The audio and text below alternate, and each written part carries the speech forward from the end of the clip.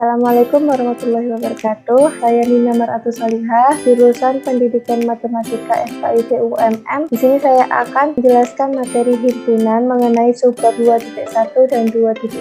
Sebelum saya menjelaskan materinya, alangkah baiknya kita sama-sama membaca basmalah. Bismillahirrahmanirrahim. Saya yakin bahwa teman-teman semuanya sehat ya dan selalu dalam bimbingan Allah SWT. Karena saya yakin teman-teman di rumah selalu mematuhi protokol kesehatan yang dianjurkan oleh pemerintah. Langsung saja pada pembahasan himpunan subbab 2.1 dan 2.2. Yang pertama saya akan membahas tentang dari himpunan subbab 2.1 mengenai pengertian dan keanggotaan suatu himpunan. Kata himpunan dalam kehidupan sehari-hari sering kita dengar ataupun mengucapkan misal di sekolah dengan kata kelompok atau kumpulan. Misalkan kelompok hewan vertebrata, kelompok hewan herbivora, dan lain sebagainya. Kemudian sering kita dengar atau di masyarakat Arab misalkan adanya kumpulan ibu-ibu PKK, adanya kumpulan rapat, dan lain sebagainya. Kelompok atau kumpulan itu sendiri dalam matematika sering kita sebut dengan himpunan. Di dalam kelompok atau kumpulan pastinya terdapat beberapa anggota yang memiliki peranan masing-masing. Begitu juga dengan anggota pada himpunan. Anggota dalam himpunan itu sendiri sering kita sebut dengan elemen. Pertama adalah pengertian himpunan. Himpunan adalah kumpulan-kumpulan benda yang dapat ditentukan dengan jelas. Jelas yang dimaksud adalah kumpulan benda yang dapat diklasifikasikan atau dibedakan berdasarkan jenis-jenis atau kelompok masing-masing. Yang kedua, terdapat elemen atau anggotanya. Yang ketiga, terdapat dua jenis himpunan. Yang pertama adalah suatu himpunan itu sendiri. Yang kedua adalah bukan himpunan. Untuk himpunan itu, suatu himpunan yang memiliki anggota yang sudah jelas atau sudah pasti. Kemudian untuk yang bukan himpunan adalah suatu himpunan yang memiliki anggota yang tidak jelas dan tidak dapat diklasifikasikan. Contohnya, himpunan yaitu kumpulan hewan berkaki empat. Kenapa kumpulan hewan berkaki empat itu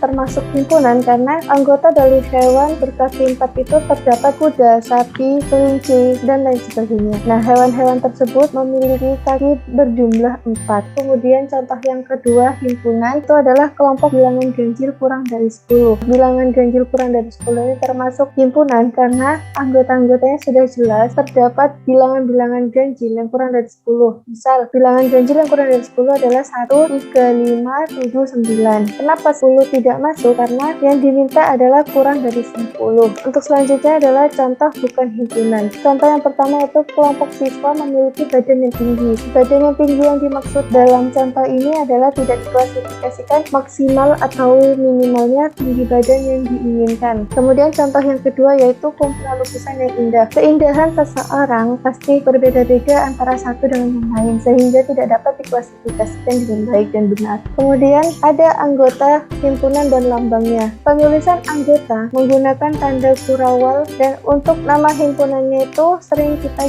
menggunakan huruf kapital A, B, C, dan seterusnya hingga Z. Kemudian yang kedua adalah untuk menyatakan anggota suatu himpunan biasanya kita menggunakan lambang elemen dan untuk menyatakan bukan anggota kita sebut dengan tidak elemen. Yang terakhir adalah banyaknya anggota suatu himpunan dilambangkan dengan N dalam kurung bla bla bla dalam kurung. A di sini adalah suatu himpunan. Misalkan kita ingin mengetahui banyaknya anggota suatu himpunan A, maka kita tulis N dalam kurung A. Pada contoh suatu himpunan. Sebelah kiri adalah gambar piring yang berisikan 8 apel, 5 pisang, 3 belimbing, dan 2 mangga. Jika kita anggap piring tersebut adalah himpunan A, maka himpunan A itu terdiri atas 8 apel, 2 mangga, 5 pisang, 3 belimbing. Kita tulis hanya salah satu saja. Misalkan terdapat 5 pisang. Yang kita tulis anggotanya hanya satu, yaitu pisang saja. Kemudian di sini ada 8 apel, kita tulis 1 apel aja. Di sini ada 3 belimbing, kita tulis belimbing saja, dan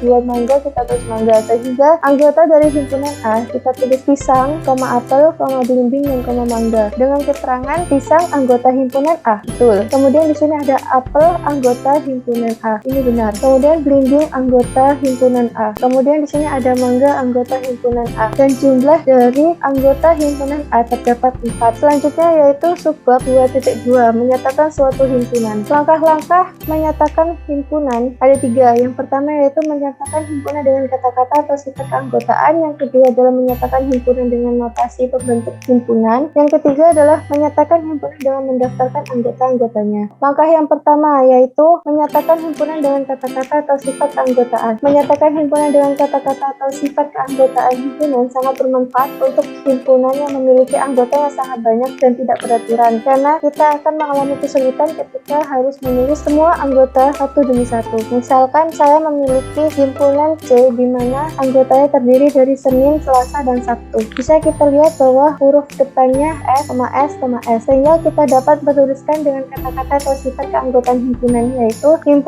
C merupakan kumpulan dari nama hari dalam seminggu yang dimulai dengan huruf E. Langkah yang kedua yaitu menyatakan himpunan dengan notasi pembentuk himpunan. Menyatakan himpunan dengan notasi pembentuk himpunan adalah menyatakan suatu himpunan hanya dengan syarat keanggotaan himpunan yang dalam penulisannya menggunakan bentuk kurung kurawal buka X di mana X bla bla bla tutup kurawal. Kemudian contohnya yaitu himpunan D terdiri dari 0, 1, 2, 3, 4, dan 5. Bisa kita lihat bahwa dalam himpunan D terdapat bilangan cacah yang kurang dari 6. Sehingga kita bisa tulis dengan notasi pembentuk himpunannya yaitu X di mana X kurang dari 6, X adalah bilangan cacah. Yang langkah terakhir adalah menyatakan himpunan dengan mendaftarkan anggota-anggotanya. Menyatakan himpunan dengan menuliskan anggota-anggota himpunan ditulis dalam kurung kurawal dan dipisah dengan tanda koma. Urutan penulisan boleh diabaikan. Misalkan di sini saya memiliki himpunan E, X di mana X kurang dari 5, X anggota bilangan bulat positif. Kita bisa mengetahui bahwa X adalah bilangan positif dan X kurang dari 5.